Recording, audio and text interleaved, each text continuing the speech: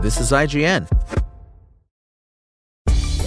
May 2026 looks like a massive month for the now cheaper Xbox Game Pass. Welcome to your IGN Daily Update.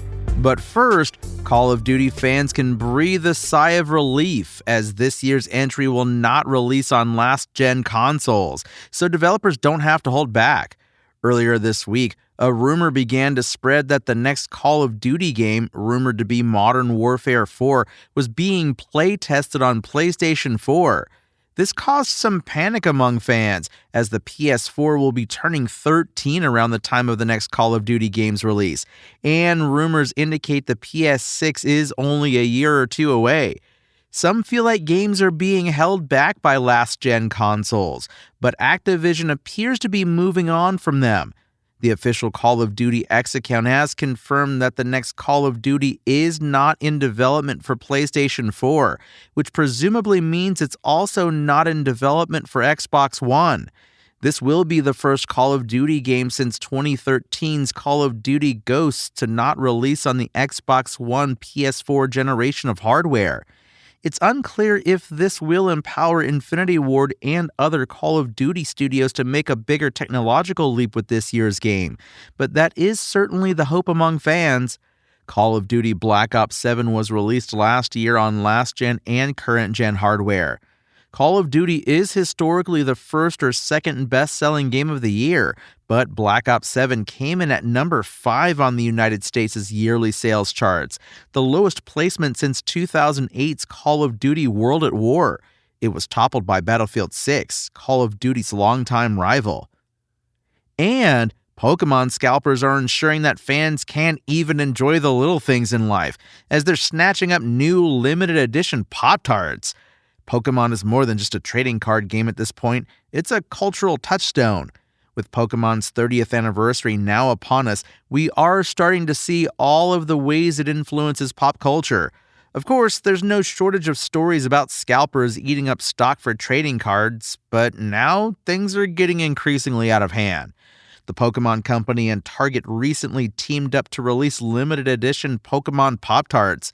There's not really anything terribly special about these Pop-Tarts beyond the packaging. They're the standard Pop-Tart flavors, but the box features Pokémon like Pikachu, Squirtle, and Jigglypuff on the box. Still, because it has that branding, it is in theory a collector's item. As a result, scalpers have been snatching them up from their local Target stores and reselling them online. Daxerto found sold listings on eBay for as high as $25, while some unsold listings are listed at $50. Normally, these boxes retail for around $3, meaning you can make a fair bit of money off of these if you get enough of them.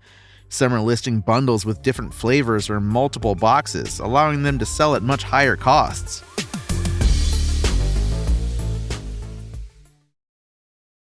Microsoft has confirmed the Xbox Game Pass May 2026 Wave 1 lineup, and it's full of big hitters.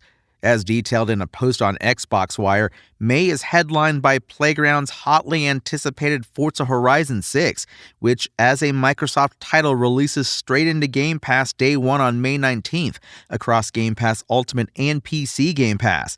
But there are a number of other major games coming to Game Pass this month, including the Day 1 release of Mixtape, the next game from the developer of The Artful Escape, and on May 14th, the troubled but still hotly anticipated Subnautica 2. But the Day 1 releases don't stop there.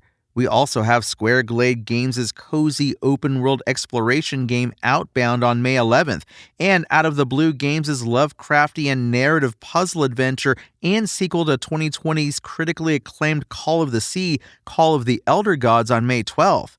This is the first Xbox Game Pass lineup announcement since Microsoft cut the price of Xbox Game Pass Ultimate from $29.99 a month to $22.99 a month, and PC Game Pass from $16.49 a month to $13.99 a month.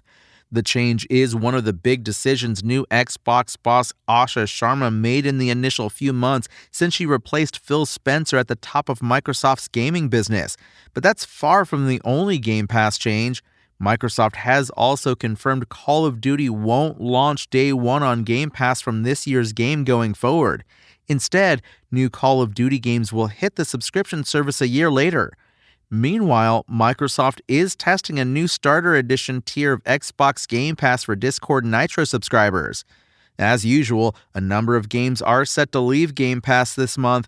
Leaving Xbox Game Pass on May 15th will be Galacticare, Go Mecha Ball, Culebra and the Souls of Limbo, Paw Patrol Rescue Wheels Championship, and Planet of Lana, all on cloud, console, and PC. That's your IGN Daily Update. My name is Tony Jackson, and if you want more news on your favorite games and entertainment topics, make sure to visit us at IGN.com. You can also download our free app on your phone or console, and subscribe to our weekly podcast through the podcast service of your choice.